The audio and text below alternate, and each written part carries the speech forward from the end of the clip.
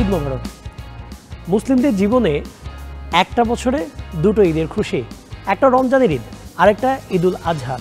এই ঈদুল আজহা উপলক্ষে আপনাদের সবাইকে জানাচ্ছি ঈদের শুভেচ্ছা, সবাইকে আমন্ত্রণ ডিবিসি নিউজ স্পোর্টসের ঈদের বিশেষ আয়োজনে। আপনাদের সাথে আছি আমি কনক মাহমুদ। দর্শক, আমাদের এই স্পোর্টসের আয়োজনে আমরা প্রতিবারই ভিন্ন কিছু দেওয়ার চেষ্টা করি, এইবারও আমরা ভিন্ন কিছু দেওয়ার প্রত্যাশায় আছি।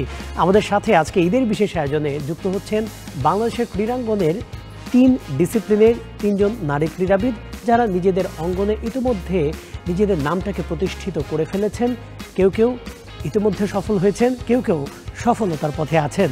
আজকের ঈদের বিশেষ আয়োজনে আমরা তাদের সাথে আপনাদের পরিচয় করে দিতে চাই, শোনাতে চাই তাদের গল্প, তাদের ক্যারিয়ারের, তাদের ঈদের, তাদের জীবনের গল্প। সেই জীবনের গল্পই শুনবো আমরা। কারা আছেন আমাদের সাথে, চলুন একবার পরিচয় করিয়ে দিব তাদের সাথে। ঈদ মোবারক, কেমন আছেন আপনারা? এই বিশেষ ঈদ আয়োজনে আমাদের সাথে আজকে যেই 3 জন আছেন তাদেরকে এক এক করে পরিচয় করিয়ে দিই। আমাদের সাথে আজকে এই ঈদের বিশেষ আয়োজনে আছেন বাংলাদেশের দ্রুততম মানবী, যিনি কিনা একবার দুইবার নয়, যিনি কিনা 16 বার বাংলাদেশের দ্রুততম মানবী হয়েছেন। তিনি একজন অলিম্পিয়ান, তিনি শিরিন আক্তার আমাদের সাথে আছেন। শিরিন আক্তার, আপনাকে স্বাগত, আপনাকে ঈদ মোবারক। ধন্যবাদ, ঈদ মোবারক। আচ্ছা, শিরিন আক্তার কেমন আছেন আপনি? আলহামদুলিল্লাহ, খুবই ভালো আছি। ডিবিসি নিউজের প্রোগ্রামে এসে আরও একটু বেশি ভালো। আমাদের সাথে আছেন বাংলাদেশের যে সফল ইভেন্ট শুটিং বলা হয়, সেই ডিসিপ্লিন শুটিং, সেই ডিসিপ্লিনের সবচেয়ে সফল ইভেন্ট 10 মিটার এয়ার রাইফেল, যেই ইভেন্টে বাংলাদেশে এর আগে এসেছে অনেক সাফল্য, সেই ইভেন্টেরই একজন আপকামিং তারকা বলা যায়, রাইজিং স্টার সায়রা আরিফিন। সায়রা আরিফিন, আপনাকে স্বাগত এবং ঈদ মোবারক আমাদের স্টুডিওতে। থ্যাংক ইউ ভাইয়া, আমাকে ইনভাইট করার জন্য অনেক অনেক ধন্যবাদ। ঈদ মোবারক ভাইয়া। ঈদ মোবারক। অবশ্যই আরেকজন আছেন, তাকে সবাই চেনেন, তিনি জাতীয় নারী ফুটবল দলের অধিনায়ক আফিদা খন্দকার, যাকে ডাকনাম প্রান্তি নামে সবাই জানে। খুব অল্প সময় হয়েছে ফুটবলে এসেছেন, এই অল্প সময়ের মধ্যেই কিন্তু আপনি সবার মনে স্থান করে নিয়েছেন আপনার মাঠের পারফরমেন্স দিয়ে। আপনাকেও স্বাগত আফিদা খন্দকার এবং ঈদ মোবারক একই সাথে। ঈদ মোবারক, ধন্যবাদ ডিবিসি নিউজকে যে আমাদেরকে আমন্ত্রণ করার জন্য। দর্শক, এই ঈদের ব্যস্ততার মাঝেও এই 3 জন নারী তারকা আমাদের সাথে সময় দিয়েছেন এবং আমরা জানার চেষ্টা করব তাদের ঈদে তাদের ব্যস্ততাটা কেমন থাকে। হ্যাঁ, সবাই পরিবারের সাথে সবসময় ঈদটা কাটাতে পারেন না, অনেক সময় দেখা যায় যে তাদেরকে খেলায় ব্যস্ত থাকতে হয়, ক্যাম্পে ব্যস্ত থাকতে হয়। এবারও কি তেমনটা হয়েছে কিনা, শুরুতেই শিরিন আক্তারের কাছে জানতে চাচ্ছিলাম। শিরিন আক্তার, ব্যস্ততা তো প্রতি বছরই থাকে, দেখা যায় যে পরিবারের সাথে ঈদটা কাটানো হয় না। এইবারের ঈদটা আসলে কেমন কাটালেন এবং প্রতিবারের ঈদটা কেমন হয়?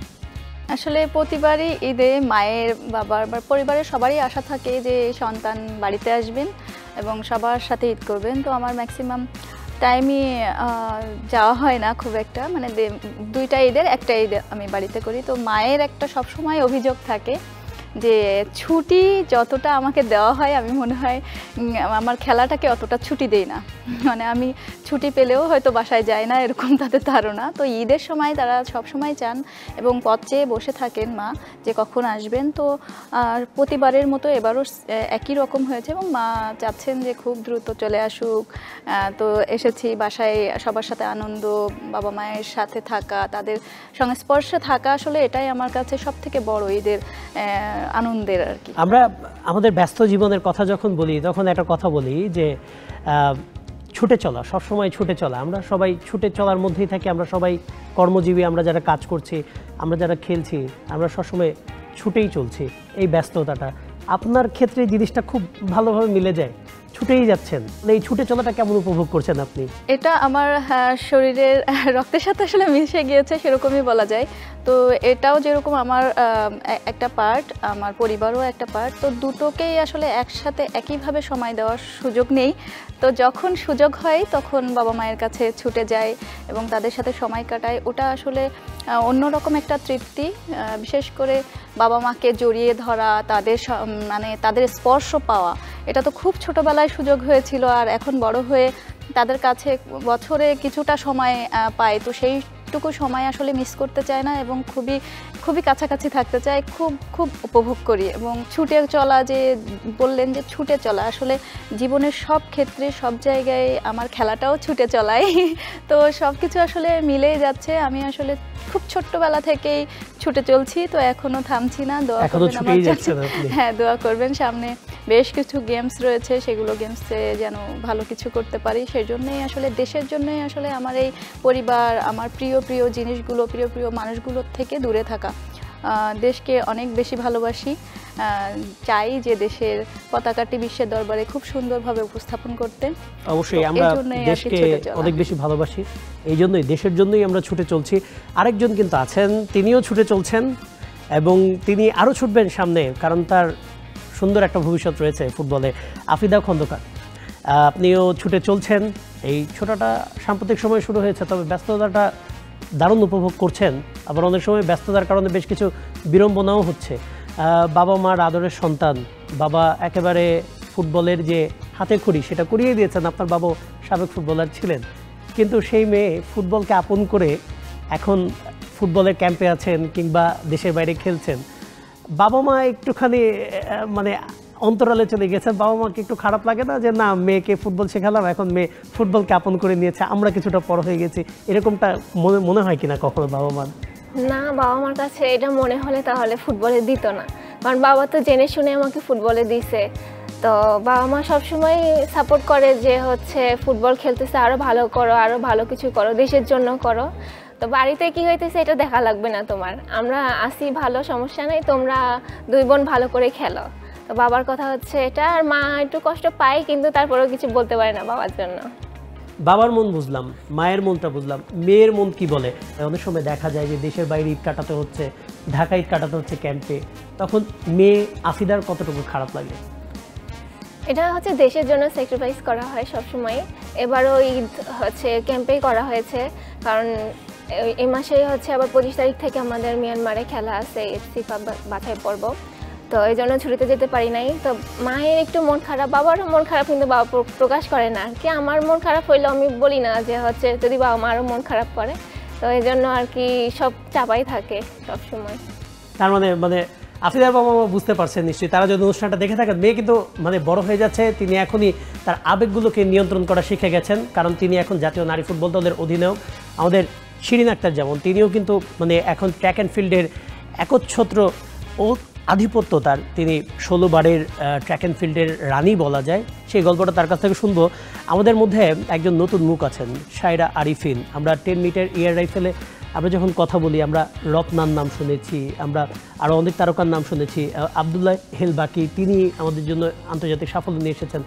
আসিফ নিয়ে এসেছেন। আমি আপনার কাছ থেকে ঈদের অভিজ্ঞতা না, আমি শুনতে চাই যে আপনি 10 মিটার এয়ার রাইফেলে এলেন, কি স্বপ্নটা দেখে এসেছেন এবং সেখানে কি আসলে আসিফ কিংবা বাকি কিংবা রত্না, তাদের ইনফ্লুয়েন্স কতটুকু কাজ করেছে?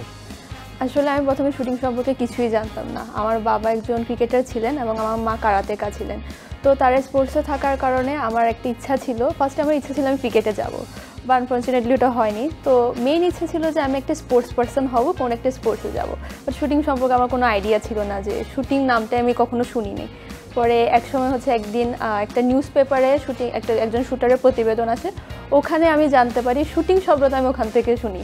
তো পরে আম্মুকে বললাম, তো আম্মু চিন্তা করছিল তখন যে মেয়েকে কোন খেলায় দেওয়া যায়। তখন আম্মু বললো যে হ্যাঁ, তুমি শুটিং শিখতে পারো। তো আম্মুর কোচকে জিজ্ঞেস করে যে চট্টগ্রামে কোথায় শুটিং শেখা হয়। ওখান থেকে জানি আমাদের Commonwealth gold medalist, first Commonwealth gold medal Atikur Rahman স্যারের কথা। এরপরে হচ্ছে ওখান থেকেই হচ্ছে আতিক স্যারের থেকেই আমার হাতে খড়ি শুরু। ওখান থেকে আমি শুটিং সম্পর্কে জানি, ওখান থেকে আমার জার্নি শুরু। এখন ক্রিকেটার বাবা এবং কারাতেকা মা, তারা কি বলেন মেয়ের এই শুটিং দেখে? ওরা অনেক গর্ববোধ করেন এবং আমাকে নিয়ে অনেক আশাবাদী যে সামনে আমি ইনশাল্লাহ অনেক ভালো কিছু করব। এবং অবশ্যই আমার মা বাবা দুজনের সাপোর্ট অনেক বেশি ছিল আমার জার্নিতে। এবার ঈদের প্রসঙ্গে আসি, যদিও ক্যারিয়ারটা বেশি দিন কিন্তু আপনার শুরু হয়নি, খুব অল্প সময়, তারপরেও কি এমনটা হয়েছে যে পরিবারকে ছাড়া ঈদ করতে হয়েছে এরকমটা? জি হ্যাঁ, গত বছরের ঈদ আমি গত বছরের রমজানের ঈদ এবং কোরবানির ঈদ দুটোটাই পরিবারের বাইরে করেছিলাম। যদিও কোরবানির ঈদে আমার বাবা মা দুজনই ঢাকায় চলে এসেছিল, তখন অলিম্পিকের ক্যাম্প চলছিল, তো ওরা দুজনই ঢাকায় চলে এসেছে আমার সাথে ঈদ করার জন্য, যেহেতু একমাত্র সন্তান বাবা মায়ের সেই হিসেবে। কিন্তু এবারে ঈদ আলহামদুলিল্লাহ বাবা মায়ের সাথেই করেছি। আসলে আপু যেরকম বললো যে বাবা মায়ের কাছে থেকে ঈদ করার আনন্দটা, এটাই আসলে ঈদের মানে মূল আনন্দ আমার কাছে, এটাই মনে হয় যে তাদের সংস্পর্শে থেকে ঈদ পালন করা। আচ্ছা, শিরিন যে দুজন এসছেন তারা অনেক পরে আসলে স্পোর্টসে এসছেন। আপনি এত বছর ধরে খেলে আসছেন, এখন ওই যে বলে না যে তুমি তো বড় হয়ে গেছো, মানে এই যে বড় ছোটর যে ব্যাপারটা থাকে সেই ব্যাপারটা কখনো আপনাকে প্রভাবিত করে কিনা, মানে আস্তে আস্তে এই আবেগগুলো আমাদের অনেকটাই মানে ধূসর হয়ে যাচ্ছে কিনা? আসলে এক একটা সময়ে মানে এক একটা বয়সে এক এক রকম ভাবেই আমরা আনন্দ পেতে পছন্দ করি। তো ছোটবেলা কারো কাছ থেকে নিয়ে যে আনন্দটা পেতাম হয়তো এখন দিয়ে সেই আনন্দটা পাই, এবং যে মানুষগুলোর কাছ থেকে পেতাম এখনও যে মানুষগুলোর কাছ থেকে পাই তাদের কাছে আমরা কখনোই বড় হইনি, হবও না। তো সেই ক্ষেত্রে এই ফিকে হওয়া জিনিসটা একদমই অন্তরের জিনিস, এটা একদমই মনের ভেতরের জিনিস। তো এটা আমার মনে হয় যে যার যার নিজস্ব একটা গণ্ডি আছে, যে মানুষগুলো তাকে সব সময় ছোট্ট বেবিদের মতো করেই আগলে রাখবে, এবং যারা ছোট আছেন আমার তাদের আমি সেভাবে স্নেহ করি এবং দিয়ে মজা পাই, দিয়ে আনন্দ পাই। তো সময়ের সাথে সাথে অনেক কিছুরই পরিবর্তন হয়, এই আনন্দগুলো ছোট ছোট করে পরিবর্তন হয়, এবং ছোট ছোট আনন্দের সাথেই আসলে বেঁচে থাকা এবং খুব খুশি হওয়া। বিউটির পরে বাংলাদেশের ট্র্যাক অ্যান্ড ফিল্ডের বলতে গেলে মানে দ্রুততম মানবীটাকে, এই পদবিটাকে একেবারে নিজের করে নেওয়া ট্র্যাক অ্যান্ড ফিল্ডে 100 মিটার স্প্রিন্টকে আপনি সেটা করেছেন। এত বছর পরে যখন আপনার জুনিয়ররা আসেন তারা কতটুকু অনুপ্রাণিত হন, আপনি তাদেরকে কতটুকু হেল্প করেন? আমি যখন প্রথম দ্রুততম মানবী হয়েছিলাম এবং 16তম দ্রুততম মানবী হয়েছি, কোথাও ডিফারেন্ট কিছু দেখিনি। যেমন সেখানে কম্পিটিটিভ ছিল, সেখানে আপনার যতটুকু আমার টেনশন হওয়া দরকার ছিল ততটুকু, আমার যতটুকু পরিশ্রম করা দরকার ছিল, আমি যতটুকু আনন্দিত হয়েছিলাম ওই আনন্দের অনুভূতিটা সেম কাজ করে। তো আমার মনে হয় যে ওই কেউ আসবে না এটা বিষয় না, বিষয় হচ্ছে কম্পিটিটিভ হচ্ছে কিনা, মানে আমরা খুব কাছাকাছি থাকি। স্প্রিন্টে দেখে থাকবেন প্রতিটা গেমসে খুব কাছাকাছি থাকে। তো স্প্রিন্টিংয়ে সবসময় ভালো ভালো অ্যাথলেটরাই আসছে। আমার মনে হয় যে এটা একটা ভালো দিক, যে কম্পিটিটিভ হচ্ছে গেমসটা। তো সেই ক্ষেত্রে আমি বলবো যে খুব ভালো উপভোগ করছি এবং অনুভূতিটা অসাধারণ। আচ্ছা আফিদা, মানে আমি আপনার কাছে প্রশ্নটা রাখি, মানে কতগুলো ঈদ পরিবারের সাথে করতে পেরেছেন, কতগুলো ঈদ পরিবার ছাড়া করেছেন, আর এখন এগুলো আসলে মানে অনেকটা অভ্যাস হয়ে গেছে কিনা, এখন এটা কি আসলে ইমোশন মানে আবেগতাড়িত হন কিনা যে না এখন করতে পারছি না, এরকম কিছু? বেশিরভাগ ঈদে বিশেষ করে কুরবানি ঈদটা ফেডারেশনে নয় বিকেএসপিতে কাটিয়েছি, আর রোজার ঈদটা কোনো মতে বাসায় করা হয়েছে। তো গত বছর 2 ঈদই আলহামদুলিল্লাহ বাড়িতে করতে পেরে খুব ভালো ছিলাম। তো এবার কুরবানি ঈদটা করতে পারি নাই। তো কুরবানি ঈদটা না করতে করতে খুবই একটা হয়ে গেছে যে যখন কুরবানি ঈদ আসে তখন চিন্তা করি যে ছুটি পাবো কি পাবো না। যখন পাই তখন ভালো লাগে, যখন না পাই ক্যাম্পে সবার সাথেই থাকি।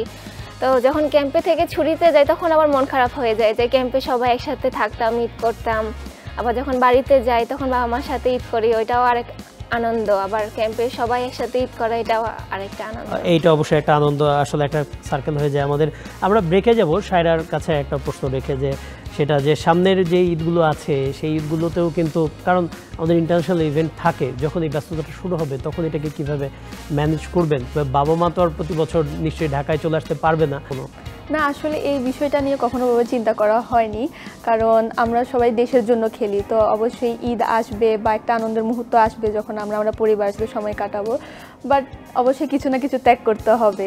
আর ঈদের দিনটা হয় কি হয়তো 1, 2, 3 দিনের বিষয়, তো অ্যাটলিস্ট এই কয়টা দিন আমরা এতটুকু ত্যাগ ইনশাল্লাহ আমরা করতে পারবো।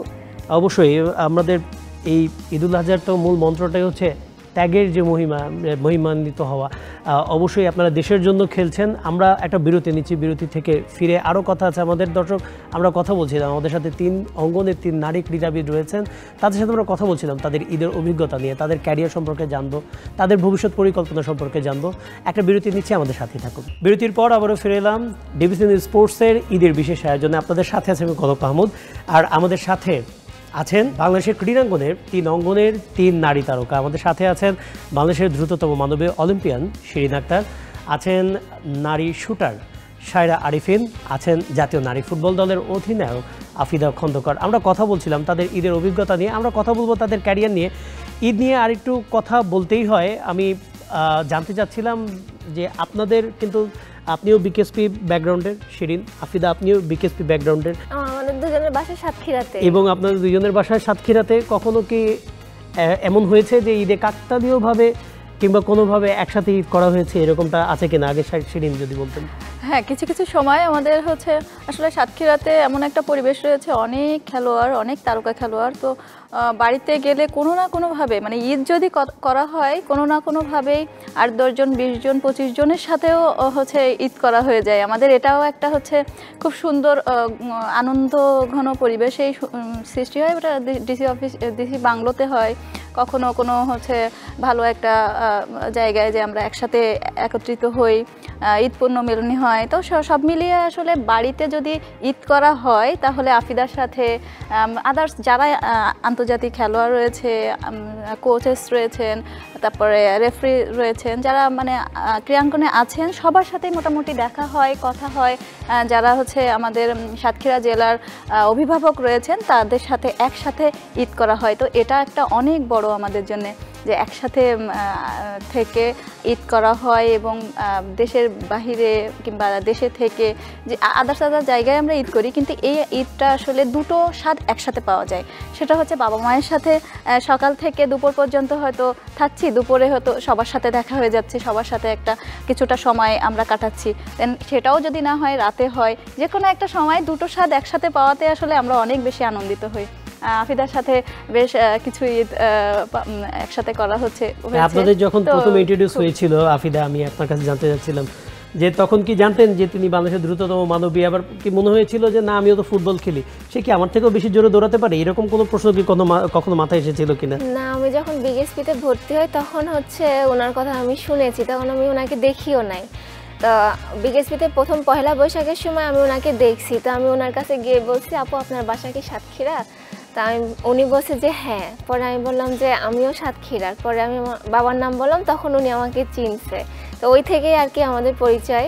তারপর থেকে আস্তে আস্তে তো ওনার সাথে এত ভালো সম্পর্ক হইলো। না মানে কখনো জিজ্ঞেস করা হয়েছে, আচ্ছা আপনি যে এত জোরে দৌড়ান, ফুটবলে তো এই দৌড়টা আমাদেরও ভালো, মানে কখনো কি মনে হয় যে না আপু আমি আপনাকে বিট করতে পারবো, এরকম কি কখনো মাথায় এসেছে কিনা? না, এরকম কখনো মাথায় আসে না। আপনি বললেন তাই এখন মাথায় আসলে দেখি এটা ট্রাই করা যেতে পারে, তাই না? কোনো একদিন ট্রাই করব নি। অবশ্যই, মানে দেখা গেল একসময় দেখা গেল আমরা একজন ফুটবলের পাশাপাশি একজন স্প্রিন্টারও পেয়ে গেলাম, এরকমটাও হতে পারে। ফুটবল নিয়ে কোনো ইয়ে আছে কিনা আপনার? ফুটবল আসলে বিশ্বকাপ ফুটবলগুলো দেখা হয়, খেলার ব্যাপারে খেলার বিষয়ে আসলে রিক্রিয়েশন গেমগুলো বিকেএসপিতে যখন আমরা পড়ালেখা করেছি তখন রিক্রিয়েশন গেমগুলো football, basketball, hockey, others recreation game খেলতে নিয়ে যায়, তখন আসলে খুব মজা পাই। কারণ শুধু একটা লক্ষ্য ছাড়া শুধু দৌড়ে যায় এটা তো মজা নেই। কিন্তু কেউ থাকলে সাথে, ফুটবল থাকলে, হ্যান্ডবল থাকলে কিংবা কোনো বাস্কেটবল থাকলে বেশ মজা করে খেলা যায়। তো ফুটবল আসলে খুব একটা আমার প্রিয়, খুবই প্রিয়। আচ্ছা সায়রা, এখন আপনি আমাকে বলেন যে ফুটবল তো ট্রাই করতে পারতেন, শুটিংটা বললেন যে কাকতালীয়ভাবে অনেকটা হওয়া, তারপরও শুটিংয়ের জন্য যে মাইন্ডসেটটা প্রয়োজন হয়, একটা জিনিসটা করতে আপনার কতদিন সময় লেগেছে? মানে এইভাবে মনোনিবেশ করাটা অনেক পরিশ্রমের ব্যাপার, অনেক অধ্যাবসায়ের ব্যাপার, সেটা আপনাকে বিল্ড আপ করতে কতটুকু সময় লেগেছে? আসলে যেরকম বললেন যে হ্যাঁ এটা অনেক অধ্যবসায়ের ব্যাপার, তো সেক্ষেত্রে অনেক সময় লাগে ওই জিনিসটা বিল্ড আপ করতে নিজের মাইন্ডে, যে একটা জায়গায় স্থির থাকা, শুধু বডি স্থির থাকা না, নিজের মাইন্ডকেও স্থির থাকা। আসলে এটাই সবচেয়ে বেশি চ্যালেঞ্জিং বিষয়, যে নিজের মাইন্ডকে একটা জায়গায় স্থির রাখা। তো এটা আসলে অনেক সময় লেগেছে, এখনও পর্যন্ত সে পুরোপুরিভাবে হয়তো বা আমি সেটা অর্জন করতে পারিনি, এটা আরও সময় লাগবে। সেটার জন্য আসলে কন্টিনিউ প্র্যাকটিস ছাড়া এটার কোনো বিকল্প নেই। আর দুজন পাশে বসে আছেন, বা দুজন, একজন দৌড়বিদ একজন ফুটবলার, কিন্তু আমার গুলির আগে দৌড়াতে তো পারবে না। এইটা খুব ভালো একটা উত্তর ছিল, এটা খুব ভালো একটা উত্তর আমার ছিল। গুলির আগে দৌড়াতে এখন প্রশ্ন হচ্ছে যে আমরা যাদেরকে দেখেছি এর আগে যারা শুটিং করেছেন, আমরা তাদেরকেও দেখেছি, তারা কিন্তু খুব বেশি চঞ্চল নন, কিংবা তাদের একটা চঞ্চলতা ছিল। তারা শুটিংয়ে আসার পরে কিংবা দাবায় আসার পরে তাদের চঞ্চলতা অনেকাংশে কমিয়ে দেন, কিংবা এই আর্চারিতে আসার পরে। আপনাকে কি আপনার স্বভাব যেটা ছিল, আপনি কি আগে থেকেই খুব মানে স্বল্পভাষী কিংবা এরকম শান্ত স্বভাবের, নাকি এটা আসলে প্রোগ্রাম দেখে এরকমটা, কিংবা আপনি শুটিং করছেন দেখে এরকমটা? নর্মালি আপনি খুব চঞ্চল স্বভাবের এরকম? না, আমি ছোটবেলা থেকে এরকমই ছিলাম, কারণ কি আমি আমার বাবা মায়ের একমাত্র মেয়ে মানে ছিলাম। শান্ত তো ছিলেন? হ্যাঁ, শান্তই ছিলাম। যাই হোক, মানে আপনার বাবা মা নিশ্চয়ই দেখছেন, ওনারা হয়তো ভেরিফাই করতে পারবেন শান্ত স্বভাবের ছিলেন। হ্যাঁ, আসলে শান্ত স্বভাবের ছিলাম। আর ওই যে বাবা মার একমাত্র মেয়ে হওয়ার কারণে আমার মা মানে খুবই আমাকে নিয়ে খুবই মানে সচেতন।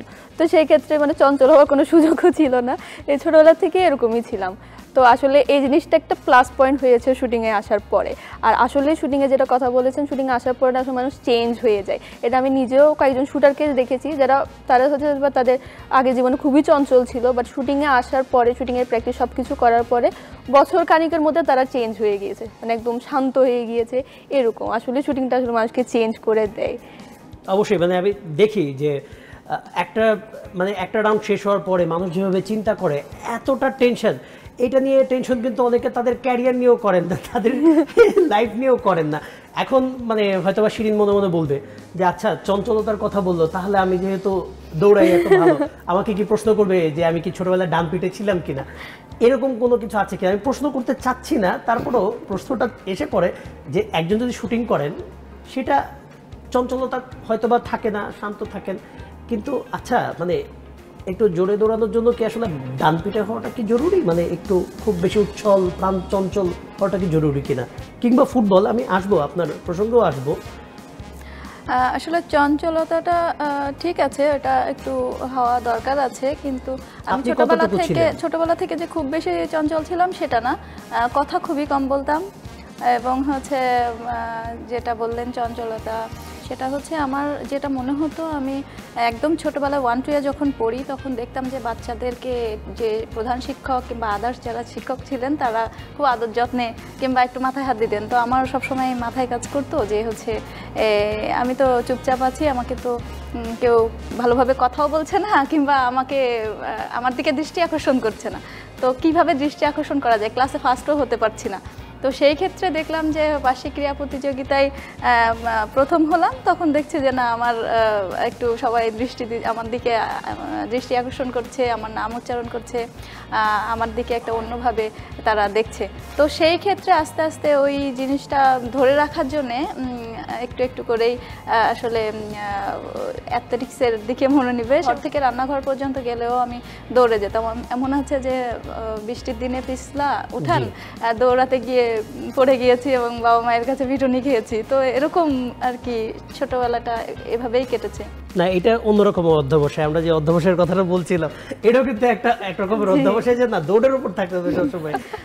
এখন আফিদার যে ব্যাপারটা, আপনিও ছোটবেলা থেকে একেবারে আপনার বাবা, মানে বলা হয় না যে একটা মাটির পাত্রকে যেভাবে মানে ফুটিয়ে তোলা হয়, গড়ে তোলা হয়, সেভাবেই কিন্তু আপনাকে ফুটবলার হিসেবে গড়ে তুলেছেন। একেবারে খুব ছোটোবেলা থেকেই বাবা আপনাকে হাতে ধরে একেবারে ফুটবল মাঠে নিয়ে গিয়েছেন, সেখানে শিখিয়েছেন। এতটা চঞ্চলতার হয়তো বা সুযোগ ছিল না। না, আমি চঞ্চল মোটেও ছিলাম না, আমি খুবই চুপচাপ ছিলাম। হচ্ছে বাবার কাছে মার খাইছি খেলার জন্য, যে বাবা যেটা চাইতেছে ওটা হইতেছে না। রোজার মাস ছিল, তো রোজা রেখে হচ্ছে প্র্যাকটিস করতেছি, আব্বু মোটরসাইকেলে বসে আছে, যে দেখতেছে আমি কি করতেছি। তো বাবা যেটা চাইতেছে হইতেছে না, তো বাবা আমাকে বারবার বলতেছে তুমি ঠিক করে করো, নাহলে আমি তোমাকে মারবো। তো এই বলে আমি করতেছি না, ইচ্ছা করে করতেছি না, যে রোজা আসছি তারপরে প্র্যাকটিসে নিয়ে আসে, আবার বলে ভালো করে প্র্যাকটিস করতে। তো এখন বাবা আমার দিকে দেখি দৌড়ে আসতেছে, আমি বাবাকে দেখে দৌড় দিছি, বাবা ইট তুলছে, ইট তুলে আমাকে মারবে, এরকম একটা ভাব। খেলার জন্য সবচেয়ে বেশি মার খাইছি। হ্যাঁ, এটা অবশ্যই, তা নাহলে আমরা এত বড় একজন ফুটবলার পেতাম না, এত মানে প্রতিভাবান একজন ফুটবলার আমাদের জাতীয় দলে আসতো না। অবশ্যই আফিদার বাবাকেও ধন্যবাদ, এবং আপনাদের যাদের বাবা মা আছেন আপনাদের পরিবারের সমর্থন অনেক বড় একটা ব্যাপার। কারণ দেখা যায় যে যদি বাবা মার সাপোর্ট না থাকে জীবনটা অনেক কঠিন হয়ে যায়, সেটা যে কোনো ক্ষেত্রেই হোক না কেন। আপনাদের তিনজনকে সাপোর্ট করেছেন বলেই আজকে আপনারা নিজ নিজ ক্ষেত্রে কিছুটা হলেও নিজেদের নামটা প্রসার করতে পেরেছেন, নিজেদেরকে এস্টাবলিশ করতে পারছেন। আমরা আরেকটা বিরতি নিচ্ছি, তারপরে ফিরে আরও কথা আছে। দর্শক, এই নারী ক্রীড়াবিদদের তাদের এই যে ক্রীড়াবিদ হয়ে যাওয়ার যে গল্পটা সেটা কিন্তু আমরা শুনলাম।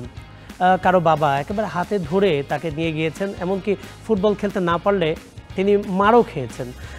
মানে অনেকের গল্প আছে, অনেকের সাফল্যের পেছনের গল্প আছে। এই গল্পগুলো জানা থাকাটা কিন্তু সবার জন্য ভালো। ক্যারিয়ার নিয়েও কিছু কথা বলতে চাই, আরেকটা বিরতি নিচ্ছি, সাথে থাকুন। আবারও স্বাগত ডিবিসি নিউজ স্পোর্টসের ঈদের বিশেষ আয়োজনে। আপনাদের সাথে আছে আমি কনক মাহমুদ, আর যথারীতি আমাদের সাথে আছেন বাংলাদেশের ক্রীড়াঙ্গনের 3 সফল নারী ক্রীড়াবিদ। তারা তাদের ঈদের অভিজ্ঞতা আমাদের সাথে শেয়ার করছেন। তারা শেয়ার করছেন তাদের এই ক্রীড়াবিদ হয়ে ওঠার পেছনের গল্পটা। আমরা তাদের ক্যারিয়ার নিয়েও কথা বলতে চাচ্ছিলাম। আমাদের সাথে আছেন শিরিন আক্তার, আমাদের সাথে আছেন শায়রা আরিফিন এবং আফিদা খন্দকার। আমি একটু শিরিনের কাছে যেতে যাচ্ছিলাম। শিরিন, মানে 16 বার বাংলাদেশের দ্রুততম মানবী হওয়া, একবার দুইবার না, মানে আপনি যেভাবে দৌড়ান এর মধ্যে কিন্তু আমরা দ্রুততম মানব অনেককেই পেয়েছি। মেজবাকে পেয়েছি, আমরা জহির রায়নকে পেয়েছি, আমরা হালে ইমরানকে পেয়েছি। তো তারা চলে গেলেন, কিন্তু আপনার এই যে আপনি যে আপনার সাফল্যটা ধরে রেখেছেন, এটার রহস্য কি? আসলে এই জায়গাটায় ধরে রাখার পেছনে আসলে আমার একার সাফল্য আসলে কারোর নিজস্ব একার হয় না। তো আমার এটার পেছনে বিকেএসপি, আমার coach Abdullah Al Kafi, Bangladesh athletics federation, Bangladesh Olympic association, আমার সংস্থা হচ্ছে 2014 থেকে আমি বাংলাদেশ নেভির সাথে আছি। বাংলাদেশ নৌবাহিনী আমার সব সময় যেটা আমি চেয়েছি, যেভাবে আমি চাচ্ছি, আমাকে সম্পূর্ণটাই সাপোর্ট করছেন। এবং আমি কিভাবে আরও একটু ভালো টাইমিং করতে পারবো, আমি কিভাবে আমার এই ক্যারিয়ারটা আরেকটু বড় করতে পারবো, সেজন্য যা কিছু প্রয়োজন বাংলাদেশ নৌবাহিনী আমাকে সাপোর্ট করছেন। এবং আমার বেশ কিছু মানুষ আছেন যারা আমাকে বেশ কাজ থেকে অনেক বেশি সাপোর্ট করছেন। ফুড সাপ্লিমেন্ট, আমার যে হচ্ছে কাপড়গুলো পরি, কেয়ার্স পরি, আদার্স যা কিছু আছে এগুলো দিয়ে সাপোর্ট করছেন। এবং আমার সব মিলিয়ে আমাকে আমার ছোট ভাই আছে, তার নাম হচ্ছে রসি, ও আমাকে সাপোর্ট করে। সব মিলিয়ে আসলে সব মানুষগুলো, সব প্রতিষ্ঠানগুলো, সংস্থাগুলো আমার পাশে আছে জন্যেই বাংলাদেশ অ্যাথলেটিক্স ফেডারেশনের বর্তমানে সবাই যারা আছেন তারাও অনেক বেশি সাপোর্ট করছেন। যারাই থাকছেন মোটামুটিভাবে সব জায়গা থেকে সাপোর্ট পাচ্ছি জন্যেই আজকে আমি শিরিন আক্তার হয়ে উঠতে পেরেছি এবং এতটা বছর এই জায়গাটা ধরে রাখতে পেরেছি। বাংলাদেশে সফল হলো, আমরা এটা সবাই মানি যে বাংলাদেশের যারা স্প্রিন্টার আছেন, ট্র্যাক অ্যান্ড ফিল্ডে যারা তারকা আছেন, তারা কিন্তু আন্তর্জাতিক ইভেন্টগুলোতে খুব একটা বেশি সাফল্য পান না, যেমনটা কিনা শুটিং পেয়ে আসছে, যে এক্সপোজারটা শুটিং পেয়ে আসছে সেখানে কিন্তু একটু পিছিয়ে আছে। সেক্ষেত্রে আপনি অলিম্পিকে খেলেছেন, সেখানকার অভিজ্ঞতা দেখেছেন, আপনি আপনার প্রিয় স্প্রিন্টারের নামটা যদি বলতেন যাকে ফলো করেন। শেলিয়ান ফ্রেজার প্রাইস এবং শারিকা। একটু শায়রার কাছে জানতে চাইবো আপনার অনুপ্রেরণা কে, এইটা একটা প্রশ্ন। এবং মানে শুটিং যেহেতু একটা ব্যয়বহুল খেলা, সেক্ষেত্রে আসলে আপনি কিভাবে এটার সাথে কোপ আপ করছেন? অনেক ইকুইপমেন্টস প্রয়োজন হয়, আলাদা একটা ড্রেস আপ প্রয়োজন হয়, সব কিছু মিলে কীভাবে কোপ আপ করছেন? প্রথমে আপনি যাকে ফলো করছেন, ইনফ্লুয়েন্স হিসেবে দেখছেন। আসলে আমার হাতে খড়ি যেহেতু মরহুম আতিকুর রহমান স্যার দিয়ে শুরু, তো সেক্ষেত্রে ওনার থেকে আমি অনেক কিছু শিখেছি। এবং উনি যদিও নেই, কিন্তু আমার ইন্সপিরেশন হয়তো উনি সারা জীবন থেকে যাবেন। বিকজ ওনার থেকে আমি শুটিংয়ের যে সাইডটা আমি শিখেছি। শুটিং হয়তো বা আমরা দেখি যে একটা রাইফেল নিয়ে আমরা শট করছি, বাট শুটিংয়ের ভেতরে যা আছে, আসলে শুটিং কি, আসলে আমাদের সাথে কিভাবে কানেক্ট করে, আমাদের লাইফের সাথে বলেন সব কিছুর সাথে কীভাবে কানেক্ট করে, আসলে শুটিং জিনিসটা গভীরতাটা কি, সেটা আমি ওনার থেকে শিখেছি। এবং ওটার মধ্যে আসলে নিজেকেও এতটাই গভীরভাবে নিজেকে ওখানের মধ্যে সেট করেছি যে আসলে সব কিছু আসলে ওনার থেকেই শেখা। তো উনি আমার ইন্সপিরেশন শুরু থেকেই। আর অবশ্যই শুটিং ফেডারেশন আমাদেরকে সব কিছু যাবতীয় যত সরঞ্জাম সব কিছু আমাদেরকে প্রোভাইড করে বলে আসলে আমরা এতটা এগিয়ে যাচ্ছি। তো সেই হিসেবে অবশ্যই শুটিং ফেডারেশন অনেক বড় অবদান আছে। অবশ্যই। আফিদা, চ্যালেঞ্জেস আসছে সামনে, আপনার উপর ওয়ার্কলোড বেশি পড়ছে, কারণ এখন জাতীয় দলে আপনার আগে যে রোলটা প্লে করতেন এখন আরও বেশি রোল প্লে করতে হচ্ছে। সেক্ষেত্রে মানে আপনি কতটুকু চেষ্টা করছেন নিজের পার্সোনাল, কারণ এখানে নিজেকে উন্নত করার জন্য, ইন্ডিভিজুয়াল পারফরমেন্স উন্নত করার জন্য কী কী করছেন? বাবার খেলা দেখে আর কি হচ্ছে খেলা শুরু করা। বাবার সাথে যখন খেলতাম তখন বাবা সবসময় তার বিপক্ষ দলে দিত, কারণ তার সাথে আমার ফাইট হতো। তো বাবার খেলাই দেখতাম, তো বাবার খেলা থেকেই আর কি সবসময় এখনও বাড়িতে গেলে বাবার সাথেই প্র্যাকটিস করি। বাবা যেগুলো আমাকে শেখায় সেগুলো একটু ভালোভাবে শেখার চেষ্টা করি, কারণ এখানে আসলে হয়তো বেসিক যে ফুটবলটা বাবা শিখেছে ওইটা খুবই কম পাওয়া যায়, কারণ টিম ওয়ার্ক করতে হয়। বাড়িতে গেলে হচ্ছে সবসময় বাবার কাছেই প্র্যাকটিস করি, কারণ ইন্ডিভিজুয়াল ট্রেনিংটা বেশি পাওয়া যায়, ট্রেনিংটা পাওয়া যায়। আর যেগুলো বাবা শেখায় হয়তো এখানে প্র্যাকটিস না করে করে হয়তো একটু ভুলে যায়, তখন বাসায় গিয়ে যখন প্র্যাকটিস করি তখন বাবা একটু বকা দেয় যে তুমি ওখানে করো না কেন, করলে তো পারো, এখানে বাড়িতে কত বা আসো, 2-1 দিন আসো, কয়েকদিন প্র্যাকটিস করো আবার করো না, একটু প্র্যাকটিস করলে কি হয়।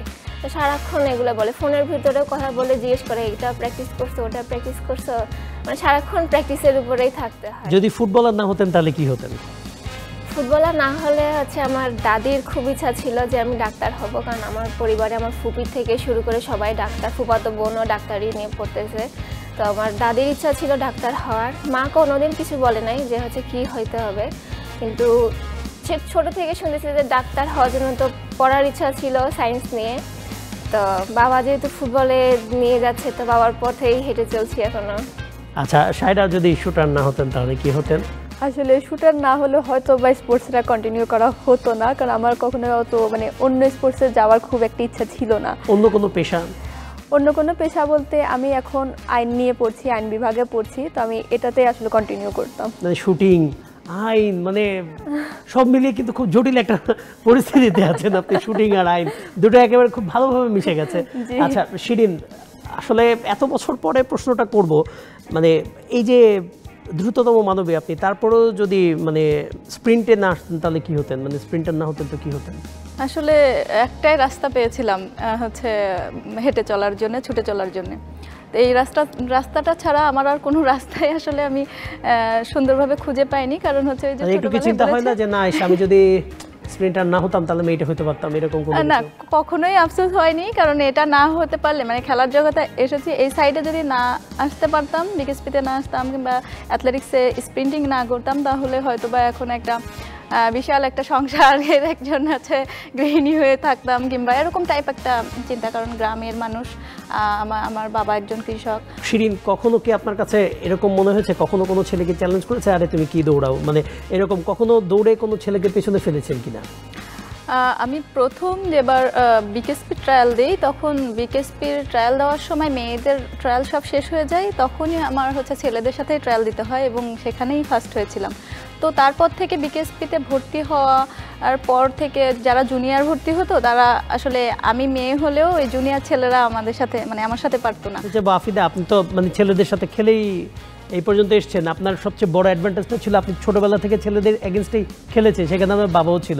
মানে এরকম কি হয়েছে ছেলেরা আপনার ফুটবল স্কিল দেখে কখনো তারা চিন্তা করেছে আরে তো আমার থেকে বেটার খেলে, এরকম কখনো মনে হয়েছে কিনা?